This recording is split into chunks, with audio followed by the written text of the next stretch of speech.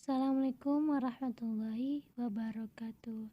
Bagaimana kabarnya anak-anak? Baik? Alhamdulillah. Sebelum kita memulai pelajaran kita hari ini, alangkah baiknya kita membaca doa seperti biasa ya. Bismillahirrahmanirrahim. Alhamdulillahirabbil alamin.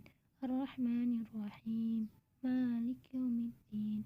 Iyyaka na'budu wa iyyaka nasta'in. Ihdinas siratal mustaqim. Shiratal ladzina an'amta 'alaihim ghairil maghdubi 'alaihim waladdallin.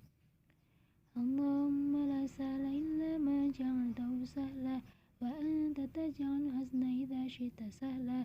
Sahil lana umurana umurad dunya bil akhirah birahmatika ya arhamar rahimin. Amin. Semoga dengan kita membaca doa ini, apa yang kita pelajari hari ini mendapat manfaat untuk kita dan menjadi barokah untuk kita juga. Masih ada yang ingat kita minggu lalu belajar apa? Belajar tentang Khulafaur Rasyidin. Nah, masih ada yang ingat apa itu Khulafaur Rasyidin? Orang yang ditunjuk menggantikan Rasulullah Sallallahu Alaihi Wasallam. Nah, setelah Rasulullah wafat, maka ditunjuklah para khalifah ini menggantikan Rasulullah. Masih ingat semuanya ternyata ya. Nah, pada hari ini kita akan belajar tentang khalifah, prestasi khalifah. Nah, apa aja sih prestasi khalifah itu, ada yang tahu?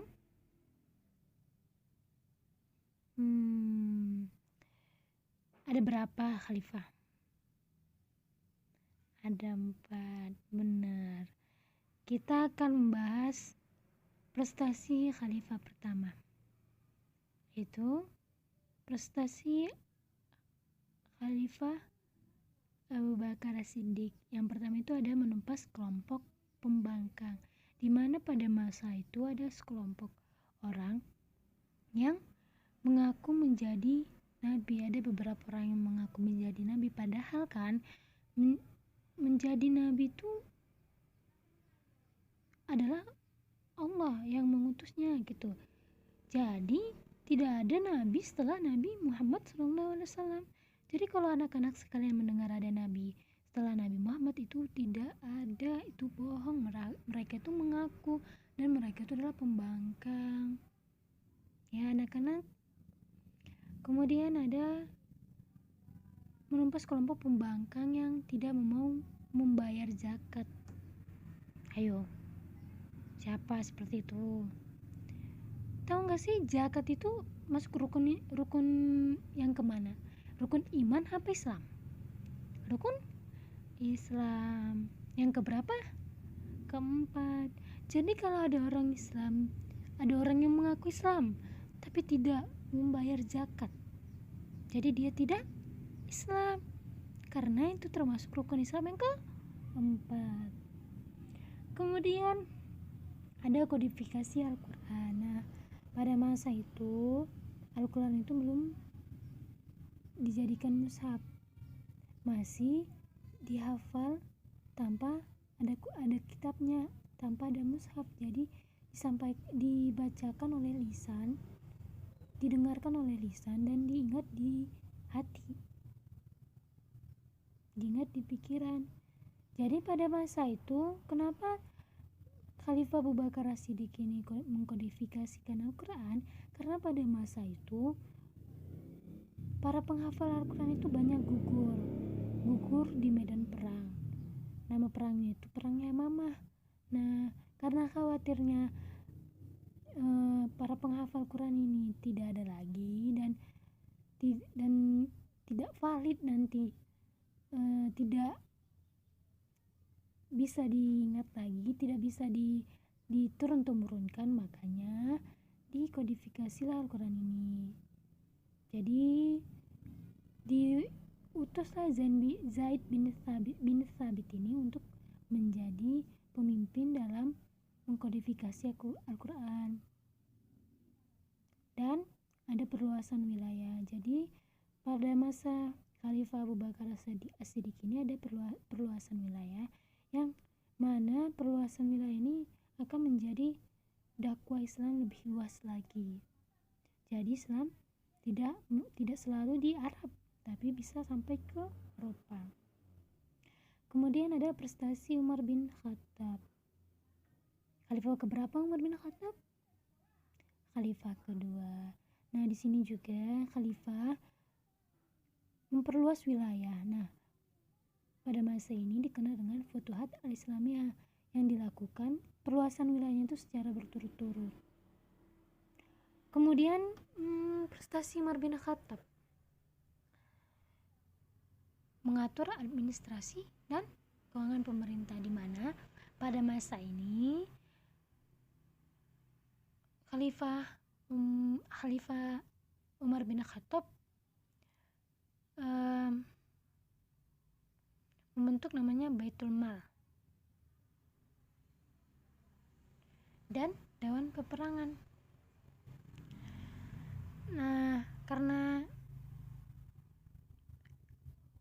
semakin luasnya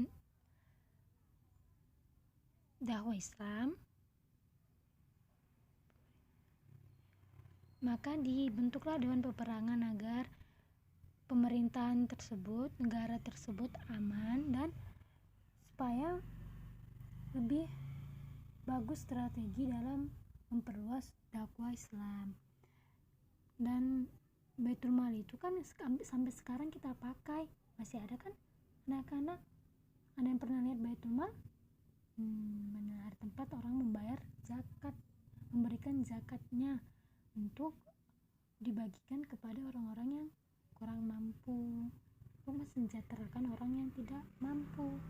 Kemudian menetapkan kalender Hijriyah. Kalender Hijriyah ada yang tahu kan? Sama juga seperti bulan Masehi, kalender Hijriyah juga 12 bulan. Ini yang mencetuskan itu Umar bin Khattab. Jadi cemerlang Umar bin Khattab ini membawa perubahan bagi sejarah peradaban Islam. Bukan Khalifah Umar aja, tapi para sahabat-sahabat juga. Ada yang tahu kalender Hijriah itu nama bulannya apa aja? Apa? Muharram, terus Safar, Rabiul Awal, lagi Rabiul Akhir, Jumadil Awal, Jumadil Akhir, Rajab, Syaban, Ramadan, terus Syawal, Zulkaidah, Zulhijjah.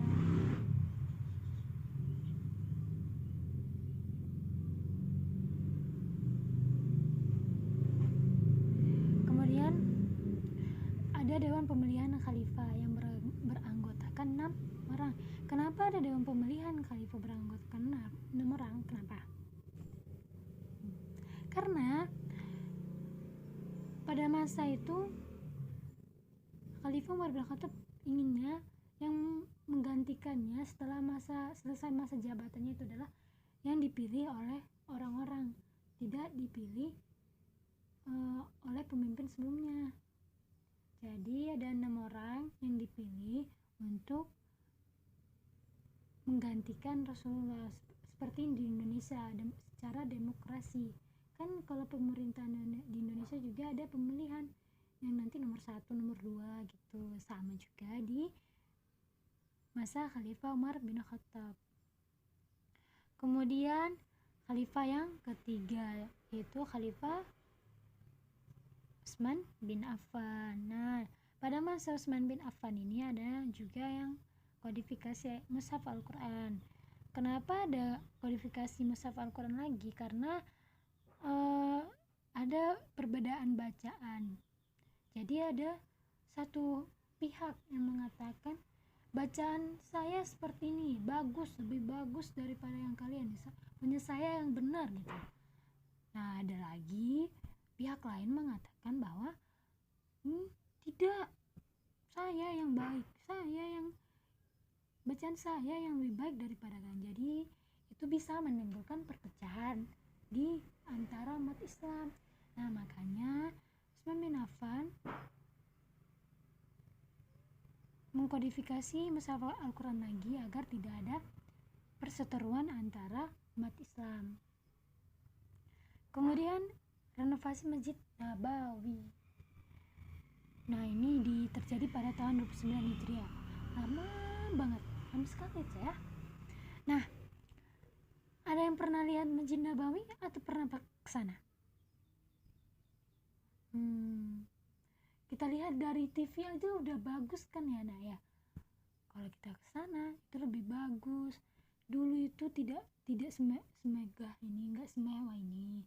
Jadi karena banyaknya Islam, umat Islam, dakwah Islam juga sampai kemana-mana, itu kalau haji, umroh pasti ke Madinah juga kan. Nah, untuk menampung umat Islam itu diperluaslah, dibesarkanlah Masjid Nabawi ini. Kemudian ada pembentukan Angkatan Laut. Tujuannya itu untuk melindungi wilayah Afrika, Siprus hingga Konstantinopel. Karena di sana itu banyak laut. Makanya dibentuk Angkatan Laut, dan Angkatan Laut ini juga berguna untuk memperluas dakwah Islam sampai ke Eropa sana. Seperti Indonesia. Di Indonesia ini kan banyak lautnya. Makanya ada Angkatan Laut yang menjaga perbatasan tersebut biar tidak ada kejahatan dari luar Indonesia. Kemudian di sini juga perluasan wilayah dakwah Islam. Di sini sampai ke Eropa sana, ke daerah-daerah yang jauh dari pemerintahan tersebut. Nah, makanya itu sampai sekarang Islam itu terkenal karena dari dulu dakwah Islam itu tidak berada di tempat. Maksudnya tidak, kalau seumpamanya izan lagi berdakwah tapi berdakwahnya masih di rumah aja gitu, itu kan tidak berkembang, tidak sampai kemana-mana. Makanya izan pergi ke tempat, umpamanya ke Jawa gitu, izan pergi ke sana untuk menyebarkan dakwah Islam seperti itu. Kemudian masuk ke prestasi siapa yang terakhir? Khalifah siapa? Khalifah Ali bin Abi Thalib. Benar, ini adalah menantu Rasulullah juga. Utsman juga menantu Rasulullah. Siapa istri Ali bin Abi Thalib? Sayyidah Fatimah Az-Zahra. Nah, prestasi Khalifah Ali bin Abi Thalib ini mengganti pejabat yang kurang cakap. Maksudnya itu mengganti pejabat yang tidak baik, karena sebelumnya itu pejabatnya itu adalah keluarga dari Khalifah Utsman yang tidak menjalankan tugasnya sebagaimana mestinya. Nah, seperti korupsi, tidak mengatur pemerintahan dengan baik. Seperti di Indonesia juga ada pejabat-pejabat yang melakukan tindakan yang tidak benar seperti korupsi tersebut. Sekarang banyak kan seperti itu. Nah, itu digantikan oleh Ali bin Abi Thalib menjadi pejabat yang baik. Jadi nanti kalau anak-anak ibu sekalian menjadi pejabat atau menjadi seorang bendahara, ketua kelas, itu harus menjalankan tugasnya itu sesuai dengan yang seharusnya. Seperti kalau menjadi bendahara, jangan dihabiskan uangnya sendiri, itu kan untuk kelas, untuk keperluan kelas, jadi jangan untuk diri sendiri, dan itu tidak boleh dalam agama Islam. Kemudian membenahi keuangan negara. Nah, Baitul Mal juga dan ini menjadikan Baitul Malnya lebih baik. Kemudian memajukan ilmu nahwu. Nah, karena dakwah Islam ini sampai ke luar negeri sana, sampai ke Eropa sana, maka dimajukanlah ilmu nahwu. Kenapa? Karena ilmu nahwu ini adalah untuk kita memahami isi Al-Quran, isi hadis, itu kan bahasa Arab. Nah, pakai nahwu biar kita mengerti apa isi dari Al-Quran tersebut. Kemudian pembangunan kota Kufah. Kota Kufah ini adalah kota pada saat itu kota pemerintahan seperti Jakarta. Kotanya pusat pemerintahan. Kalau pada masa itu adalah kota Kufah. Nah, dan juga di sini sebagai pusat ilmu. Nah, kalau pusat ilmunya itu kan seperti di Jogja gitu. Maksudnya kalau di Jogja itu tempat orang belajar, banyak belajar, disebut kota pelajar. Seperti itu. Nah, sampai di sini ada yang ingin ditanyakan anak-anak? Tidak ada. Baik, Ibu berterima kasih kepada kalian karena sudah mau mendengarkan dan mau berpartisipasi dalam pelajaran kita hari ini.